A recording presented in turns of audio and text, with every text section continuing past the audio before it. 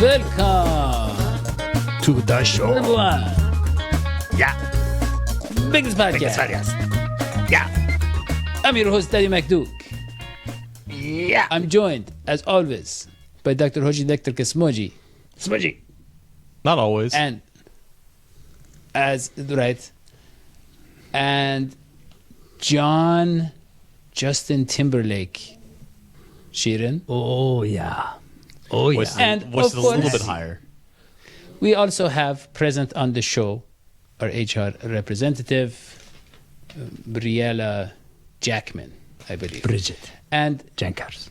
right, Bridget. right, and obviously, I couldn't be on the show last time. Was doing The last community line of service. defense against Daddy-O's tyranny. Where were you, Daddy-O?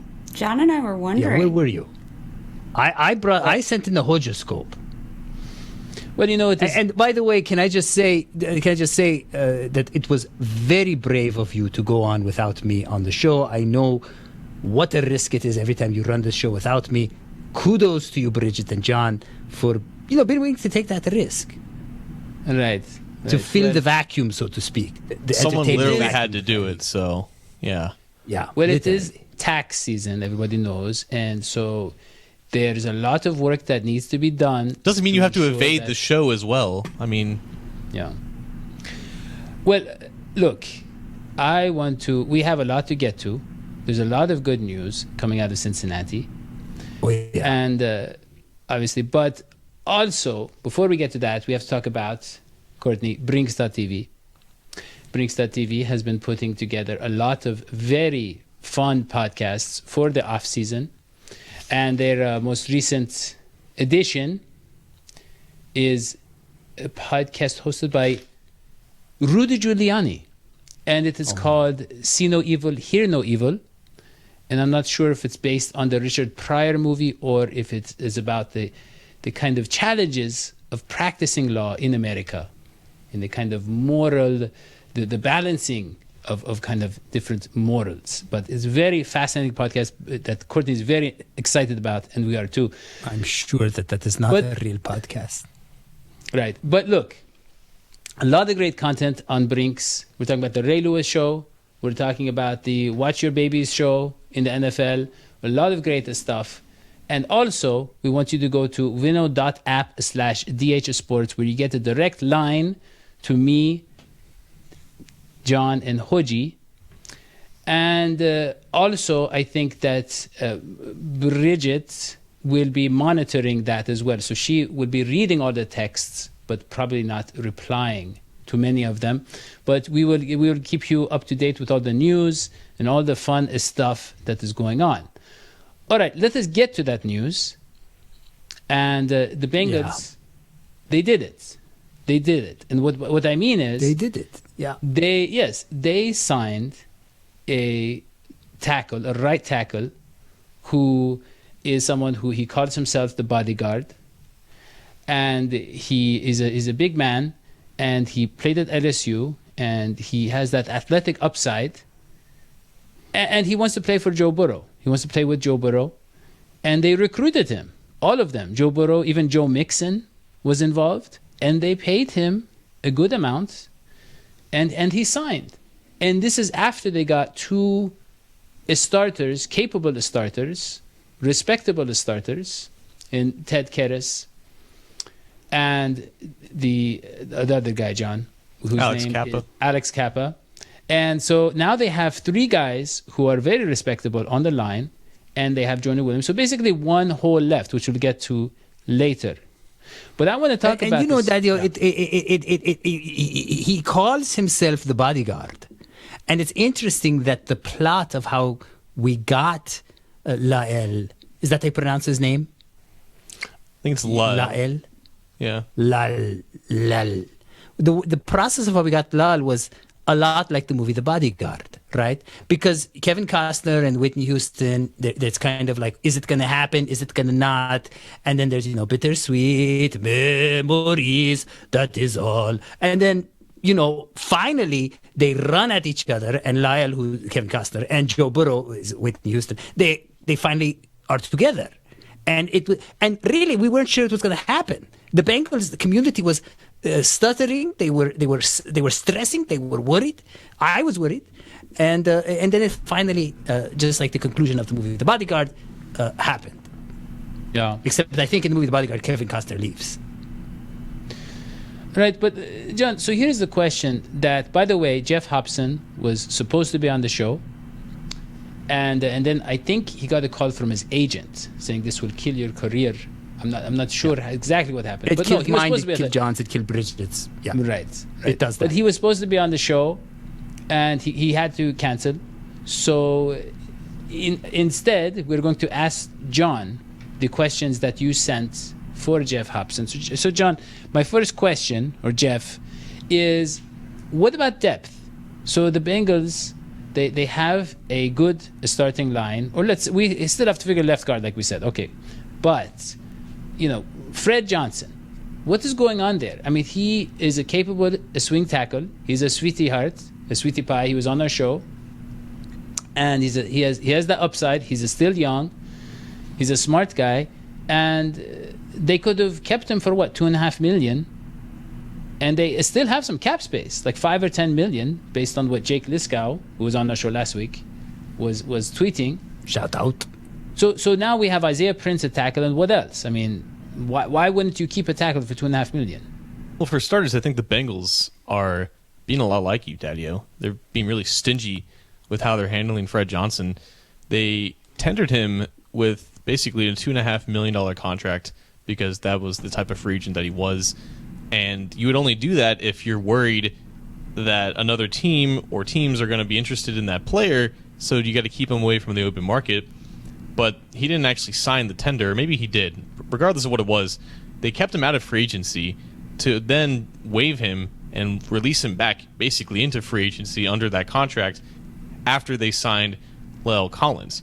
Now, we don't know if he's coming back, but in all likelihood, if he does come back, he will not be under a contract that pays him $2.5 million this year. It will probably be for less because, I mean, it wasn't expected for him to get paid that much anyways because he was inactive last year a lot. He was a healthy scratch for most of the season. People thought that he was falling out of favor with the coaching staff. So he may be back, he may not be back, but if he does come back, he'll be back for cheaper than what we thought he was going to get paid, which kind of relates to you. I would think that's how you It's that. Just like when we signed the contract for this show and we say how much we're going to get paid, and then later we find out that it's rupees. Well, I had to fire no, then we you find to out bring that you it's back. Yeah.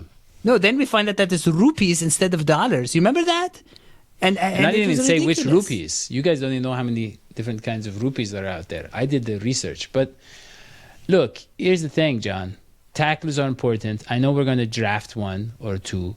Maybe, I don't know, some of the guys we got last year, maybe some of them can play tackle. Is it Deontay Smith or is it the other guy? Akeem Adeniji, maybe they can play tackle? I don't know. I'm not entirely sure that they draft a tackle, to be honest with you, because Jonah and La'el are two very, very solid starters at the very least. You have, I think Akeem Adeniji is a natural tackle. They played him at guard, but he belongs on the edge. Isaiah Prince, they probably want to keep him for at least another year. That's four guys, two decent backups, and then again, Fred could be back into the equation too. So if they draft a guy, I'm not even sure he makes the roster at this point.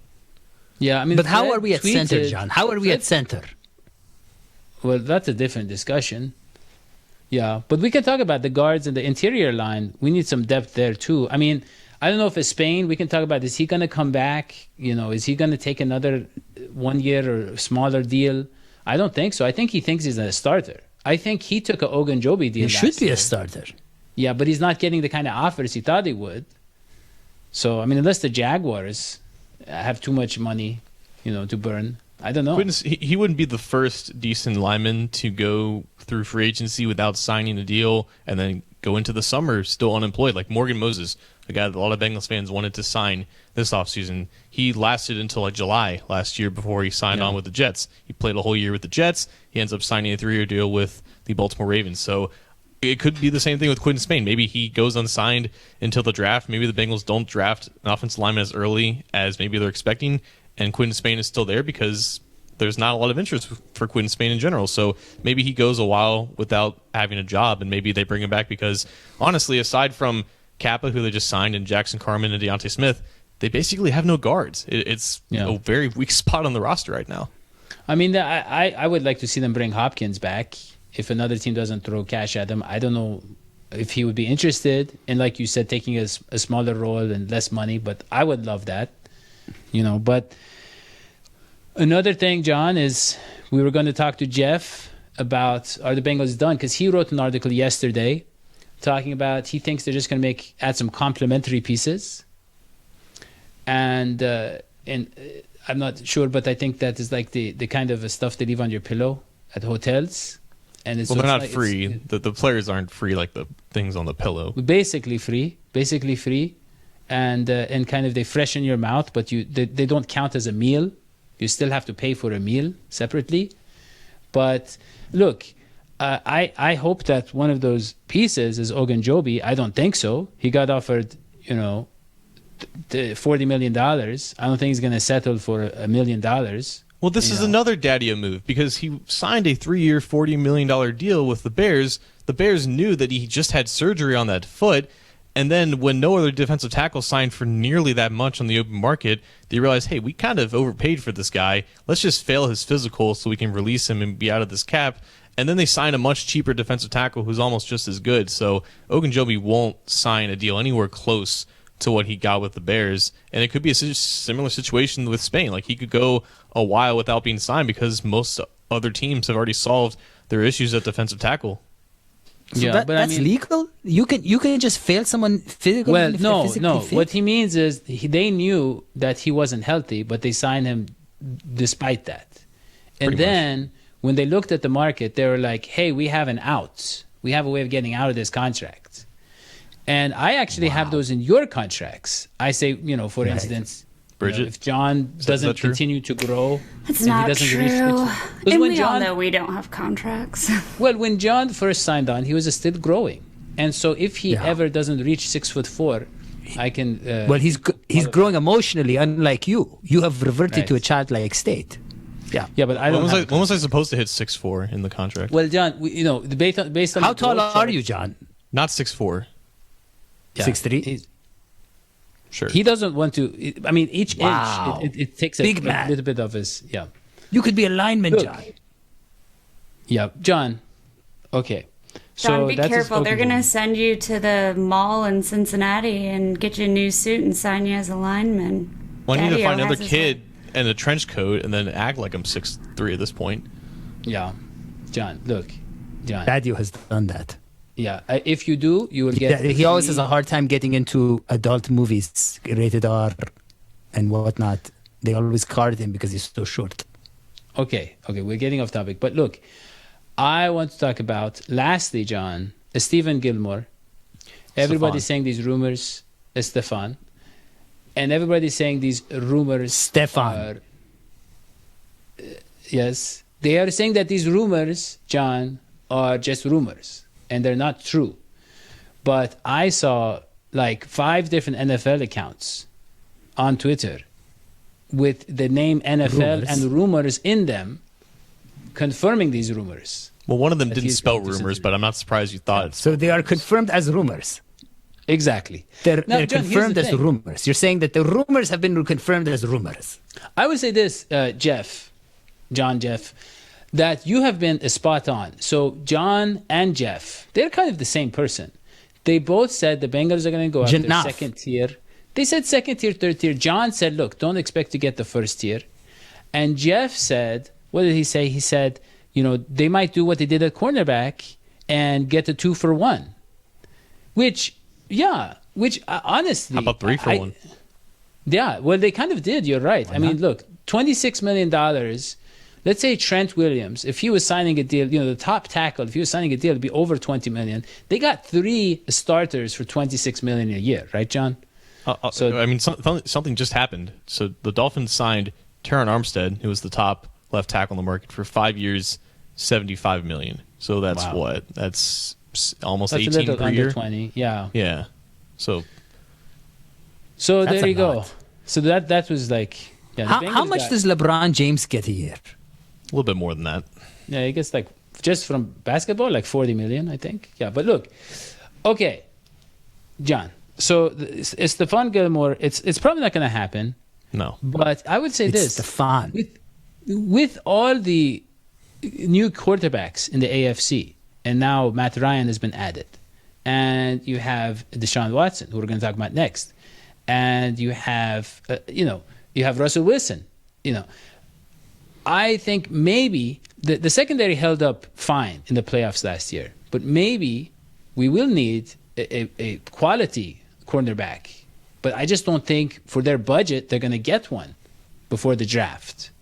Well, aside from Gilmore, there's no real quality cornerbacks left. And this is kind of what they do every single year. After free agency, there's always a position that you look on the roster and say, hey, it looks really freaking weak. It's probably where they're going to go in the first round of the draft.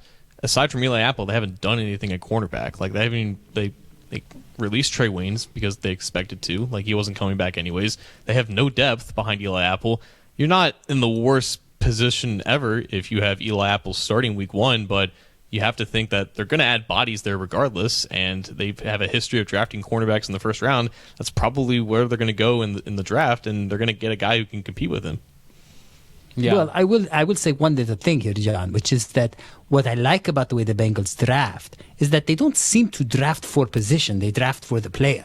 And what I mean by that is they see what they can get in the first round, and they kind of don't care what need it fills. Don't know about that. No, they actually. I do know about that.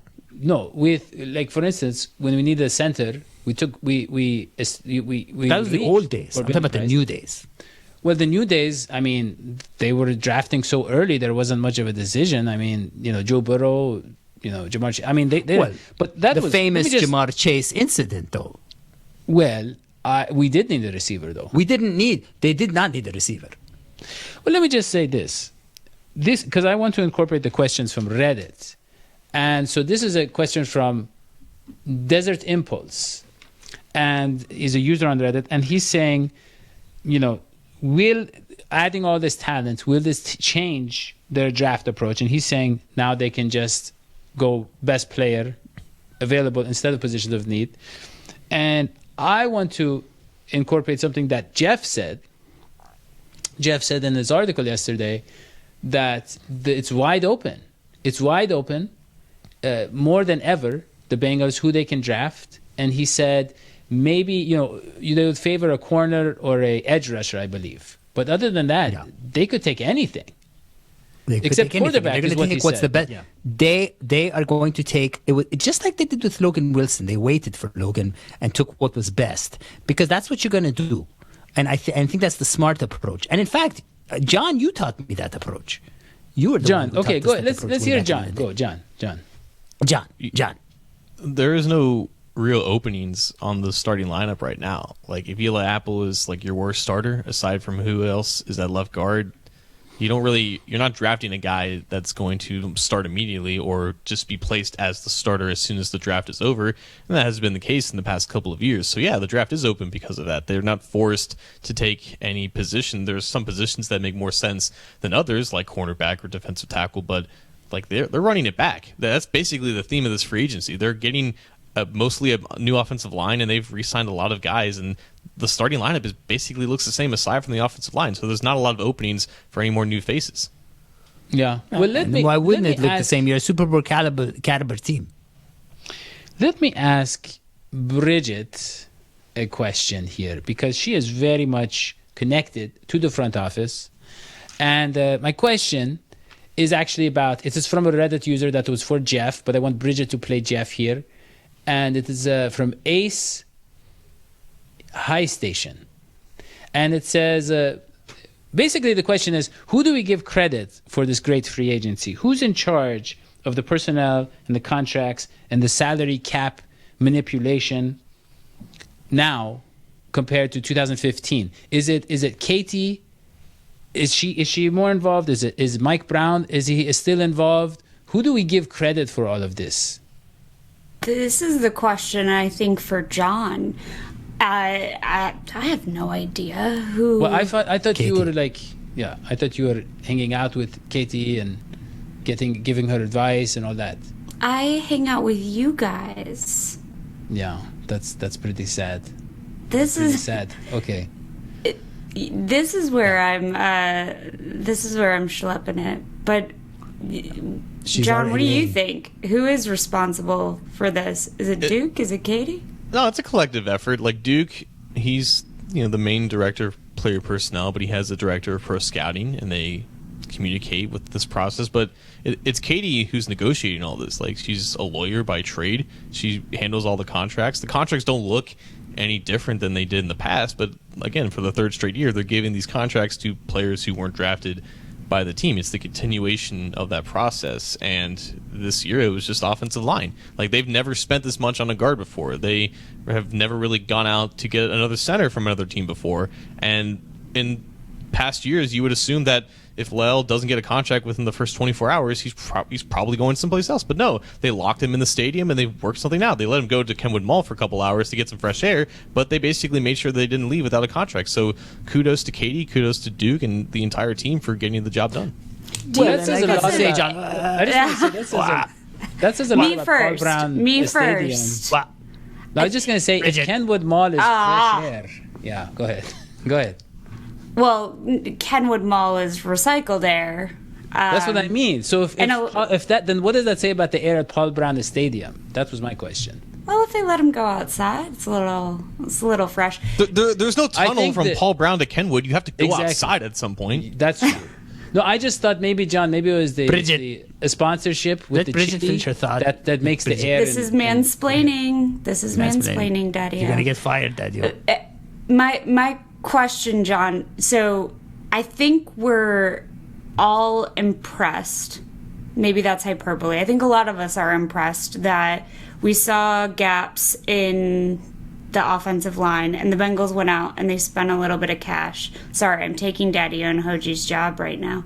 Do you think that this is like a one-time thing for the Bengals, or do you think we're actually seeing like a culture shift, and this might indicate the way they make deals and the way they scout in No, let's be future clear. years? This is the most they've given a guard, but $10 million in 2022 for a guard is not that big of a deal, right? For I them mean, it John, is. what? That's just, what's that? Yeah, it's all relative for them. That's it what I is, mean. but So what did Joe Tooney get last year, John?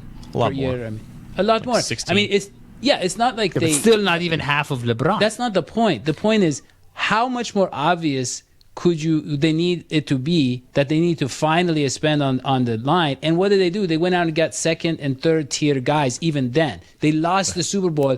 It was very clear that they lost the Super Bowl because they had no interior offensive line. It was like, yes, but if they spent a lot more on one more guy, they probably don't get all three. I'm not saying their approach was wrong, John, but there was no building a guarantee they were wall. gonna- You need bricks. You don't need one brick. John, I know, Get it? but what I'm saying, let me just say, John, there was a good chance they weren't going to land Lael Collins. I mean, that worked out to their favor, but they didn't approach. That was Indiana free Jones agency. pulling the hat out of the boulder. Fine, They but really they put in didn't at the approach last. free agency with this guarantee that they were going to get 3 offensive linemen, and so they I started, think, I think the Bengals are lucky they didn't have your lawyer.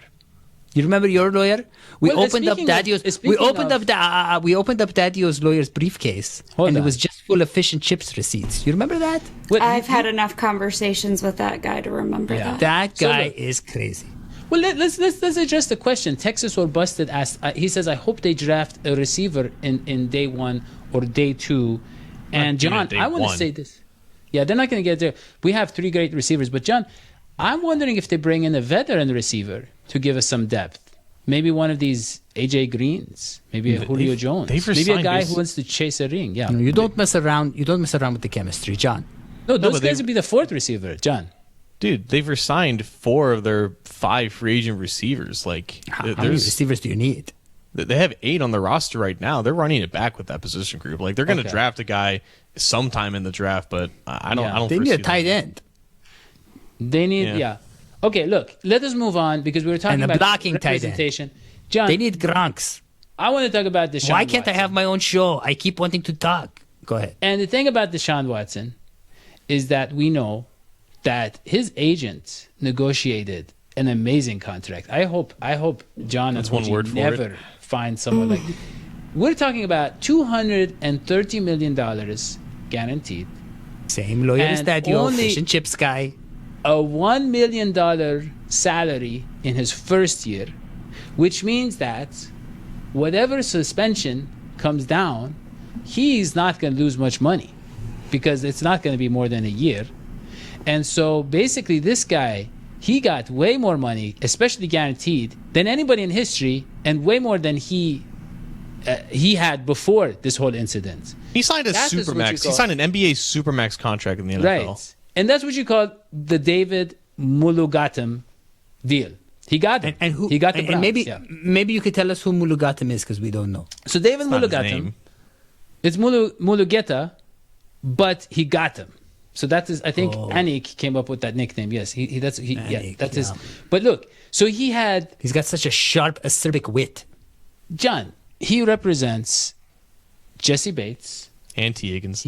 and T. Higgins, exactly. Uh-oh. That is where the trouble starts. Well, we can talk about the on the field stuff, Deshaun Watson's talent, if he makes it on the field in 2022. But in terms of the contract negotiations, this is a bad sign. So, yeah. John, as Jeff, I mean, what are the chances we can come to? I mean, unless Jesse Bates loves living in Cincinnati or something, what are the chances we can keep Jesse Bates now? He's gone, man. It's not even to me. There's layers to this. It's the fact that Bates obviously wants guaranteed money, and Mulligana is going to negotiate for that, and the Bengals are never going to do that now with Jesse Bates. So that's already an uphill battle. If I'm trying to think about what I know about the Brown family and the Blackburns and how they despise the Cleveland Browns, and the fact that this agent constructed this monstrosity of a contract to help Deshaun Watson basically lose as less money as possible with the suspension to help the Browns get this quarterback. I would honestly not put it past the Browns, the family, to not want to negotiate with this agent ever again because of just how they helped that franchise get this monster of a person at quarterback for that deal. So I don't know what negotiations are going to be with Jesse Bates and T. Higgins, but I don't think they're very happy with that agent right now. Yeah. Well, Bridget, I don't think Bridget is very happy with the Browns either. And we know the kind of a story with Deshaun Watson. And the Browns came out and said, look, we did our due diligence, and he's going to, I don't even know what they said, but it did seem like damage control, right, John? I mean, it was basically after they saw, I didn't know Cleveland, the people of Cleveland were so, what's the word? They're different than other fan bases in that regard, right? They were very outspoken. A lot of people said, I'm done with the team, right? So Bridget, what do you make of all this? I think it's really challenging. So, jokes and comedy aside, as a woman, it's troubling. You've got a guy with 22, is that right? 22 civil suits of sexual assault, sexual harassment allegations, and I think from someone who's a fan of a team in the AFC North, you get Ben Roethlisberger out of there, who has the justice system did what it did, and you read about it and you say, that doesn't sound as above board as you might like, and then to get Deshaun Watson in there with that kind of deal, it's hard. And I think in the NFL we're trying to think about how to grow the fan base. 47% of NFL fans are women, I think. I looked at that data on International Women's Day, and I think this is a little bit unnerving. Yeah. And just, what do we value? I don't know. It's not my favorite decision that's been made recently. Yeah. Well, that is surprising to me. 47% of fans, NFL fans, are women, because on our YouTube channel, the demographic is actually, it's only 1% of our fans are women. So I don't know which stat is And wrong. a lot of which them are one's wrong, related but- to us. So Well, I don't know if maybe the NFL's stats are off. Could be, because obviously they love our show, the women, right? Yeah. Bridget, I mean they love the show. Yeah. And why wouldn't they? Women like our show. Daddy, you also, I don't think you know the demographics of our fans, do Yeah. you? Do you disaggregate that data? I do have that data. I do have that Okay. data because it changes our whole approach and what we market and what we sell. And for instance, we know that women, obviously, Bridget, they are very careful about what they eat and how they look, and that is why we have a sponsorship with Athletic Greens. it's Greens.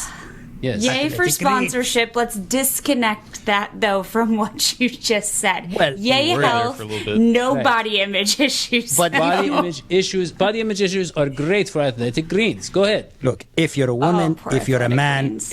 if you're a woman, if you're a man, if you're anything, if you're a child, if you're an adult, if you're old, if you're young, anything you are, you're going to need your multivitamins. But why not take the kind that are top quality? Why not take a delicious scoop of Athletic Greens, where you absorb 75 high-quality vitamins, minerals, superfoods, probiotics, and adaptogens to start your day right?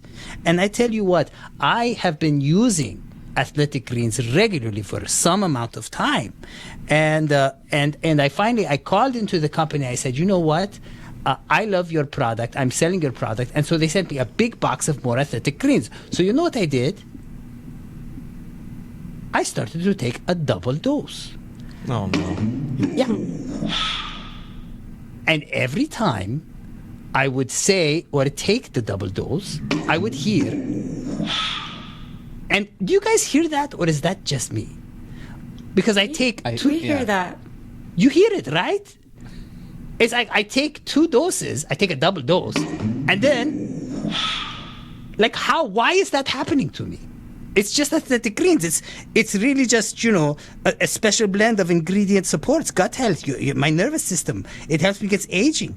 I don't understand why. It's only 1 gram of sugar. Why, if I take a double dose, do I hear that sound, which is driving me crazy? But I feel like I need to keep taking my double dose of Athletic Greens. So reclaim your health and arm your immune system with convenient daily nutrition. It's just 1 scoop in a cup of water every day. That's it. And all you have to do is visit athleticgreens.com/believe. That's BLEAV. Again, that's athleticgreens.com/believe. These statements have not been evaluated by the Food and Drug Administration. These products are not intended to diagnose, treat, cure, or prevent any disease. Athletic Greens take ownership of your health. Wow. Well, that was great. And Bridget, I just checked. Our demographic is now at 2% women. They're watching the show, just from that commercial. That is amazing. Look, That's 2% being a double dose of women. John. Well, 25% of the people co-hosting this podcast right now are women. Yeah, and that so. says something, doesn't it? Where Numbers you're are not pulling your going weight. up. Well, I was going to say, Bridget, I mean, we are way above 75% men following the show, but below 25% of women. So, I mean, I don't want to play the blame game, but if you're looking at the numbers, I feel like you need to, yeah, let's move on. Step up your game, Bridget. A good decision. Look, John. Just step in it further. Let's keep going. John, look. One of the questions we had on Reddit for Jeff, by the way, John, was now with this new offensive line, this question comes from user Bluegrass Gazer. And his question is, what is the next step for Joe Burrow with this offensive line? Does this mean that they can do more no huddle, more hurry up, more let him do more of the play calling? Is this going to change the nature of the offense? I personally think, Hoji, why are you shaking your head? I'm It curious. won't change anything. It's just going to buy a few more seconds. Well, that's huge. A few more seconds. Hold on. A few more seconds in the pocket is like a touchdown every play. I mean, a few more seconds is a ton of time. So I think it's going to be a record-breaking offense this year, John. I really do. I think Joe Burrow is going to top 40 touchdowns. He's going to be under 15 interceptions. He's going to be sacked fewer than 30 times. I think it's going to be a record-breaking offense. But along the lines, there's one hole. Listen. You have plugged up some gaps in the offensive line. You do not have an elite offensive line, and you are in an NFL that loves to crush the quarterback. Yeah, but and that ain't changing, brother. Joe Burrow, whether it's in college or now, he's never had even an average offensive line, I would say.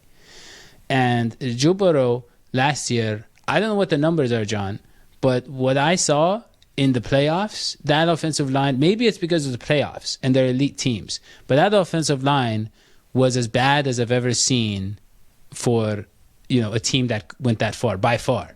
Like that. I'm not saying they were the worst offensive line in the league, but they were just about that bad in the way they looked in the playoffs. And now you change 3 guys. You swap out 3 guys with, I don't know, PFF grades, how much they mean, but guys with around 50 grades with like guys in the 70s, maybe 80s. That's huge. That is huge. Yeah. Could be huge. But so, hold on. Hold on. Yeah, go ahead.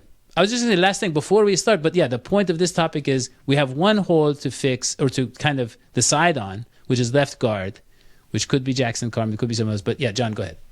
Well, for starters, it's not just like Burrow getting back. It's Zach Taylor's play calling is no longer being dictated by the limitations of his offensive line. So many of the complaints have been Zach Taylor's not a good play caller. It's very conservative. He's not taking enough shots. He's not passing the ball enough. That's because the offensive line has been the liability in the first 3 years of his tenure. Now that you get a stable, consistent unit out there, I think that opens up things a lot more. Burrow's getting sacked less. You're going to see just more freedom, a more liberal offense, if you will. So in regards to the offensive line, the final piece there, it seems like it's Jackson Carman's spot to lose, and I think that's fine because I get it. I honestly get it, Hoji. Like they're so close to having like 0 unknowns at the offensive line and like 0 weak points. They didn't even have that in 2015 because Russell Bodine was the center.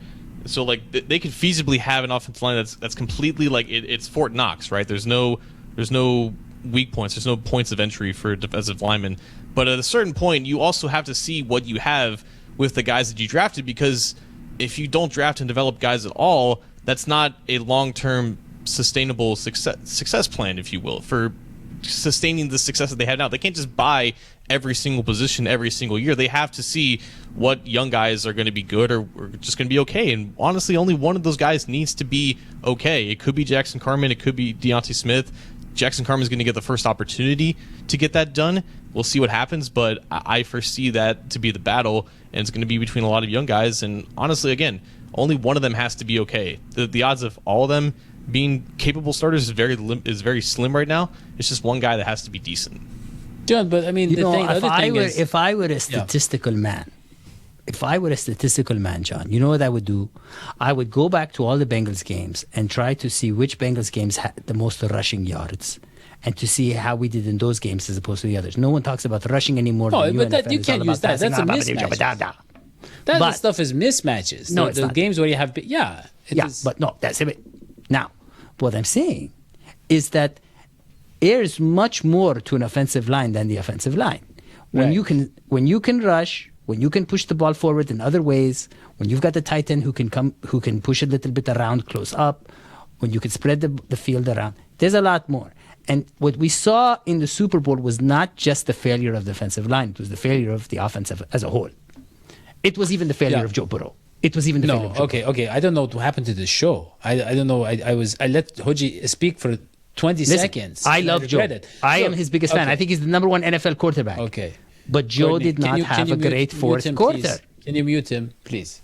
So let us talk about something more substantial, which is this, John. It's not just about the individual parts on the offensive line. Everybody knows that the offensive line is about how those pieces work together. How Paul Alexander, by the way, who's a sweetie pie, I see him all the time, actually. I see him walking and talking, and he's a very nice guy. And he basically... He believed that it was like music, like it's like an orchestra, right? Where you have they have to feed off each other, and they work in harmony, and so that takes time. So this offensive line, I mean, I know Frank Pollock is a great offensive line coach, and I know he got the guys he wants. But Lou Anarumo looks like a genius now, but it took him a couple of years to get his system implemented. So it might take the Bengals half a year for this offensive line to click. You know, like you said, it'd be like Fort Knox, but that means they're communicating. That means they're, you know, that game losing QB hit on Joe Burrow, if you will. That was because of communication, right? Well, where he should I have think passed. yeah. He should have passed Aaron Donald off. Right? But a defense is a much more complicated machine than an offensive line. Offensive line is complicated, but the defense, you're talking about the entire other side of the ball. You have to read different but offensive line is one of those rare, is the only position, I think, you know, where you just got to push people out. No, it all of it has to be coordinated perfectly. They're almost like one position, right? It's like trying to push open a door. Daddio is correct, but the Bengals' offensive line at times were so bad it was just the fault of individuals. It was guys getting beat pretty early. And I'm saying, like, you're right. I think it may take a few weeks for them to gel completely because they have so many new faces, but just the difference between Hakeem Adeniji to Alex Kappa, Isaiah Prince to La'el Collins, early version of Trey Hopkins versus Ted Karras, that's so monumental, it's going to make an impact in itself. Let me ask you something else, John, real quick about La'el Collins. I understand the cap and all that kind of a stuff to Dallas, but I mean, Dallas always finds a way for money. And is there any sort of concerns with him physically? He had a bad hip in 2020. He had surgery for it. He missed the entire season. Other than that, I don't think there's any like long-term injury concerns with him. He was suspended for trying to bribe a doctor out of failing his drug test for a decent period of time last season. But what was the drug? It was just marijuana. Like, it wasn't anything serious. But yeah, that's about it. That's the reasons why he hasn't played a lot of games in the last 2 years. But he's still only 28 years old, and other than that, he's perfectly healthy. Okay. Well, so let us move on, John. Thank you for that. So let's move on to the Horoscope. Let's. Now, let me read up a few names for all of you folk, okay? Patrick Mahomes, Josh Allen, Matt Ryan, Justin Herbert, Russell Wilson, Derek Carr, Ryan Tannehill, Trevor Lawrence, Tua Tagovailoa, Mac Jones, Zach Wilson, David Mills. You know where I'm going with this. These are the QBs of the AFC, aside from the AFC North. Now, we add to it the recent AFC North QBs, and you got your Joe Burrow, your Deshaun Watson, Lamar Jackson, Mitch Trubisky, and possibly Baker Mayfield if the Steelers get Baker Mayfield, which is a current rumor. Now, why is this happening? Well, we know why it's happening because we think about the way the Bengals prepared all of last year, before last year. Basically, they prepared to play the Lamar Jackson's Ravens, and defensively that worked. Teams prepare for games. They don't prepare to win the whole shebang. They prepare for their division, and then they prepare for their conference. And so the QB is the place to be now. Everybody wants a Burrow. Everybody wants to play a Joe Burrow and have a Joe Burrow, right? Now, this reminded me, if you could pull it up, Courtney, of another very similar situation in the 70s and the 80s when everybody needed a lead guitarist, right? It was the age of lead guitarists, right? You had your Brian May, you had your Eddie Van Halen, your David Gilmour, your Slash, and of course yours truly, your Dr. Hoji, the Electric Smoji. We were all there, you know, grinding on stage, showing people what we were made of. It was a great time. Everybody knew they needed an electric guitarist who could take the lead, just like this QB situation, right? So I was going to play this game with our friend Jeff Hobson, but he's not here, so I need you all to come back on my stage. Come on, come back, John. Come on, Bridget. I need you here. I need Daddy here. Come on. Gotcha, Hoji. Now, I will name a guitarist for myself and tell you a word that I think of when I say them. But I will also say a QB in the AFC North and call on you, and you must come up with a word, the first word that comes to your mind, for what you think of them. You understand the rules? So I go first. Yeah. Go. Okay. Brian May, word that comes to mind, soundscape. Okay. John. Deshaun Watson, what word comes to mind? Evil. Evil. Yes. Good. Okay. Eddie Van Halen, speed. Okay, speed. Daddio, Lamar Jackson. Fast. Okay, well, that sounds a lot like speed, but okay, fine. Okay, David Gilmour, soul. soul. He had a lot of soul. Has a lot of soul. Baker Mayfield, Bridget. What word comes to mind with Baker Mayfield? Irrelevant?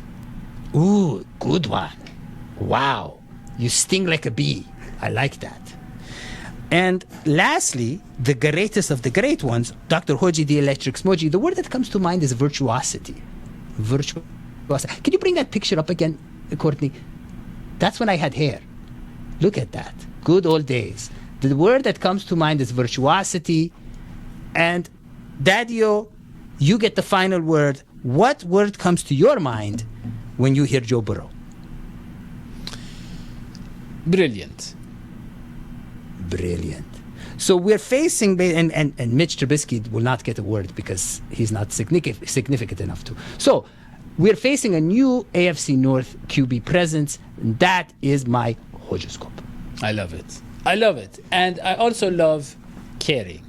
And so with that, I want to go to Bridget with my Daddy-O Cares segment. So, Daddy-O, you know my birthday is on Monday, right? Ruh-roh. He He did not know that, and he did not get you a gift or a card. Hold on. The reason is because you're not on the payroll, and so I don't have your numbers. I am on the What's my payroll. birthday, Daddy-O? What's John's birthday, Daddy-O? I know John is a Cancer. What do you know about John? Nothing. Okay, Bridget, continue. So, I'm gonna move past the hurt feelings. But my birthday is Monday, and we all know celebrating birthdays is a really great way to strengthen relationships and build culture. Daddy-O, that's something we are trying to do here. But we also care about our listeners. Daddy-O, thank you for sharing listener demographic data. But we want to celebrate one of our listeners, Nathan Sturworth. He is an adamant listener to the #1 Bengals podcast. I don't know why, but he is. And he is a huge Bengals fan. He's got a fantasy football team called the Icky Shufflers. He's got a little boy named Max who can now apparently recognize Joe Burrow, just like you, Hoji, anytime he's on TV. Yeah. Little boy. Give him some athletic greens, and he can recognize things that we can't even see. He'll be able to recognize Mitch Trubisky as irrelevant as he probably also is. So we wanted to say happy birthday to Nathan, to thank him for listening and keeping us relevant so that we don't go the way of Baker Mayfield. Yeah, I really love it. Nathan, beautiful. Happy Nathan, birthday, Nate the Great. May you celebrate 108 and then go out on a date with Kate. I think his wife's name is Kate. That's Kate. I'm just assuming, yeah. Your wife, Kate. So here's the thing, is that we love Nathan, and we know that he loves rocks, and he loves hardwood trees. Who doesn't love rocks and hardwood trees? And he also loves me and Hoji, which I don't know what that says about our kind of mental prowess, or kind of our brains, if they resemble rocks and hardwood trees.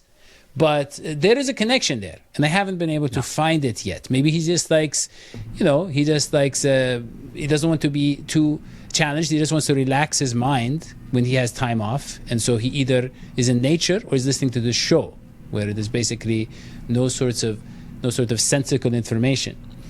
But so thank you, Nathan, for loving our show and following our show. Yeah. And also, I think happy birthday, Bridget. You're right. Thank you. Oh, yes. Happy birthday, Bridget. I'll remind you all the day after next week. Bridget, why don't you take Sunday off for your birthday, please? That's really sweet of you, It's very kind of you. Thank you, Daddy. Afternoon, from 3 p.m. afterwards, you're off. To 3:30. Got it. Yeah, that's afternoon time. Right. And look, let us... also, I think you want to talk about, Bridget, about the kind of Cincinnati community getting La'el Collins by showing him love and support. He talked about that. He tweeted about that, how he loves he loved how he was received as soon as he got off the plane, which says a lot about our fan base. Yeah. But you obviously, Bridget, you Desperate. Right. Okay. Hoji. I mean, well, let's be honest. I mean, when did people receive an offensive lineman like that? We're desperate. We need him. And we feel it. We need the guy. Desperation and hope may be two different sides of a coin. Perhaps they need one another to exist, but I'd say hopeful as opposed to desperation. Let's be honest. They showed that guy, Galladay, Richard Galladay or something. They showed him so much. And I was so confused. I was like, this guy, John, I watched like at least 30 seconds of his highlights. And I was like, this guy's not getting separation. And he's on the Lions. Why is this guy such a touted? Why is this guy so highly, why did the Bengals want him so bad? I was thinking about, I didn't get it. But the whole fan base was so excited they might get a big name receiver that they showed him so much love. He just ignored it all. But La'el Collins, and I think these lyrics are these subtopics and are in reference to the first Noel. So it's like recruiting continued both day and night. But the Bengals really, really pushed to get him, and he felt the love and he wanted to be here. And then I think Joe Burrow talked him into it. Joe Mixon talked him into it.